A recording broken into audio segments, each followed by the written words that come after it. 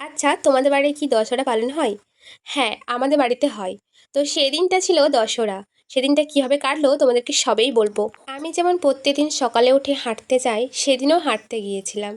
তো হাঁটতে গিয়েছিলাম আর সকালটা এত সুন্দর লাগে।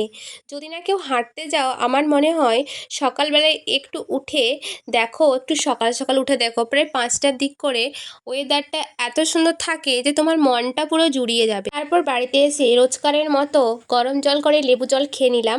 তারপরে খেয়ে নিয়ে ভাবছিলাম আমি আদৌ কি একটু রোগা হয়েছি। মানে আজ প্রায় 5 দিন যাচ্ছি হাঁটতে, দেখে মনে হচ্ছে কিনা জানি না, তাও করছি। যেহেতু আজ ছিল দশহরা, আর দশহরাতে আমাদের বাড়িতে এটা নিয়ম আছে যে উনান জ্বালানো চলবে না, মানে আজকে আমাদের ভাত রান্না করতে নেই। তো সেই কারণে আমাদের কি করে বলো তো, মানে পাশের কাকিমার একটা বাড়ি আছে, সেখান থেকে ভাত রান্না করে আনে, যেহেতু তাদের নেই দশহরা সেই জন্য। তারপরে আমাদের বাড়ির মন্দিরে যেখানে মনসা গাছ আছে সেখানে পুজো হয়। এটাই হচ্ছে দশহরার নিয়ম, যে তোমাকে নিজেদের বাড়িতে উনান জ্বালানো চলবে না, রান্না করা হবে না। কারো বাড়িতে যদি নেই সেখান থেকে বা কোথাও বাইরে উনান জ্বালিয়ে রান্না করে তুমি ভাত রান্না করতে পারো। এটাই হচ্ছে নিয়ম।